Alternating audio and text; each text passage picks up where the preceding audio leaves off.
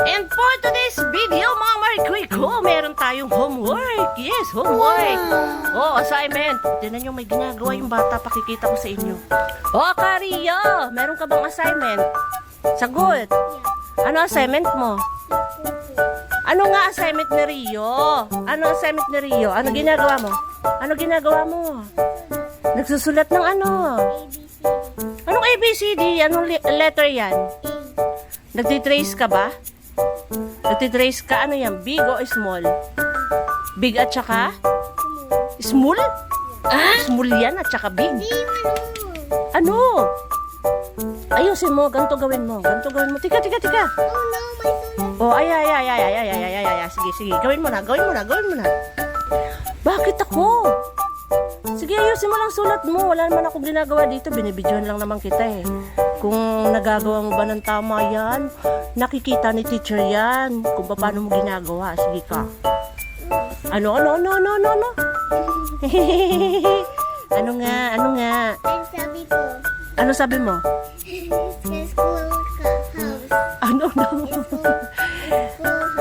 Ano schoolhouse? Kunwari ako raw si teacher. Oy, hindi lang trace ang gagawin mo, bata. Pagkatapos mo ng tracing dyan sa letter A na yan, dito sa baba, gagayahin mo yung letter. Hoy, makinig bata. Gagayahin mo dito sa baba, from blue to blue, red, blue. Okay? O, sige, gawin mo. Tingnan natin kung magagawa ng maayos. Mukha bang gumagawa ng maayos yan? Ngingisi-ngisi. Oh, ngayon, tapos na. Dito muna, mamaya ka na magsulat dito. Papaliwanag natin. Uy, makinig ka. Ito ay titik. Anong titik to? A. Anong sound ng A? A. Ito, anong titik ulit ito?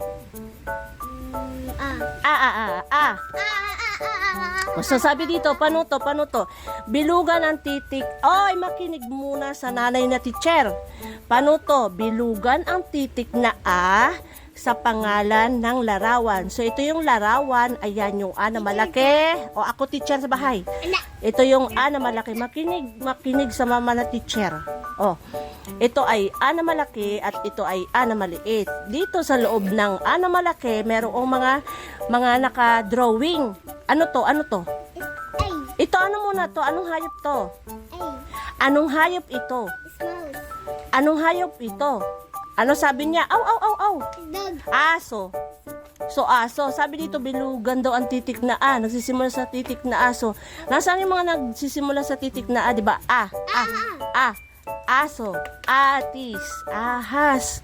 Abukado. Apa. Bilugan daw ang titik na alang. Nakikita mo yung nasa yung mga dyan? Nasa yung mga Butterfly. Walang butterfly dyan. Ahas nga ni. Hindi.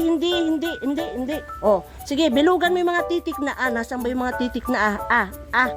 Ang daming A. Oh, A daw. Ang bibilug. Nakikita mo to? Uy, nakikita mo yo. Oh, nasaan ang mga A? Ayo, dito hanapin mo mga A. Bilugan mo, giatay. Okay, I find this one.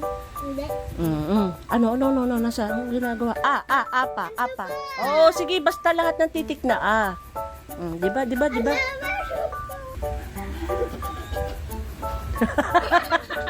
Saan? Ayusin mo talaga, bata. O, diba? Saan ka? Seryoso ba yan? Ganyan ka seryoso yan. Nakita nyo yung mukha? Ayusin mo, bata. O, diba? Talagang ang nanay acting ng teacher sa bahay. Kaya nga hindi ako pwede maging teacher. Napaka-strict ako, mga marikoy ko. So, di ba? Hanggat maaari, kahit busy tayo mga nanay, isingit natin yung, lalo na pag may homework ang mga bata sa bahay. Naku po, buti na lang kanina sinabi sa akin ng teacher na sabi sa akin, Mami, merong assignment mga bata. Paki-check na lang nasa envelope, sabi ko. O sige, sabi ko. Kasi kung hindi sasabihin, pero check naman talaga ako. Kahit di sabihin, nag-check ako sa bag niya, sa notebook. Kung may mga nakasulat, lalo na dun sa reminders notebook, kung meron, di ba? Kasi minsan, nakakaligtaan natin, meron palang nakasulat, hindi nakagawa. Di syempre, kawawa yung bata. Papasok, walang assignment. So tayo mga nanay, kahit anong busy man yan, ay laging always check ang mga gamit ng mga bata. 'Di ba? Tutulungan din natin sila. Tapos, ako kasi, may pagka-stricta na nanay. Kaya, talagang gat maaari, kahit sila busy, kahit nagsa-cellphone, nag-TTV, kailangan isisingit pa rin talaga, lalo na pag walang pasok. Merong review nalalaman, o, diba? Tapos na raw siya. Tingin nga kung tapos na, parang hindi pa naman tapos. Ang bilis hindi pa tapos. Tracing na nga lang ang gagawin eh. Kasi dito magsusulat pa siya. Sa pagsusulat, hindi siya ganun kasipag, hindi pa niya hilig. Pero sa school, kinukumusta ko yung teacher niya, sa performance naman, okay naman siya. Tamad lang magsulat. Ganun ang na-experience ko doon sa kuya din niya. Tamad din magsulat nung una kasi kaliwete siya. Parang hirap na hirap ako.